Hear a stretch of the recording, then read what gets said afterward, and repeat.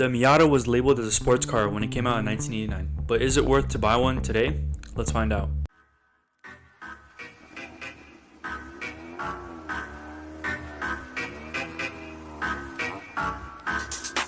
The NA Miata came with a 1.6 liter engine and was upgraded to a 1.8 in the later generations.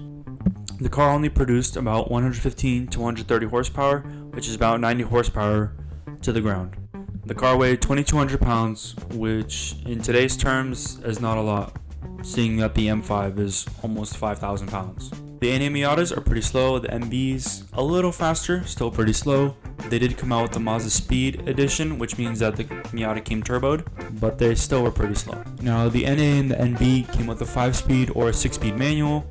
The NA only came with a open diff, and the NB came with the open diff, but also they had an option for LSD. Is that you can either convert it to a hardtop, and so you can have a non-convertible all the time, or you can take the hardtop off and have a convertible, which is really nice.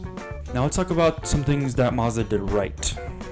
One thing Mazda was trying to do was trying to please the enthusiast. So that means they were trying to create a big aftermarket support for the car. And you can see this by how simple the design of Miata is. There's not a lot going on with it, and there's really a lot of room to play around with things. There's a lot of room for activities in the engine bay, and you can add a lot of things to it. There's a lot of modability and aftermarket on the suspension, the wheels. You can add roll bars, you can add heads-up display, you can add speakers, whatever you want. And that's why you see all types of Miatas driving around. There's stance Miatas, there's off-road Miatas, there's rally Miatas. There's so many.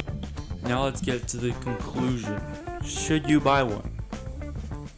So with the car market prices dropping, if you find a relatively clean one with some pretty low miles for a good deal, I would say to cop one. Of course, I think the newer generations are a little bit worse and they're a bit on the pricier side. NC and up, the NC just looks like trash.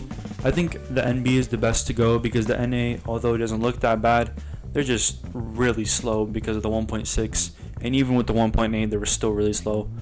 I think the NB is the one to go. I actually have an NB and it's a really fun time. Even though the car is slow, it has a LSD, it's rear-wheel drive, 5-speed manual, so it's a lot of fun. Thank you guys for watching, and be on the lookout for more Miata content.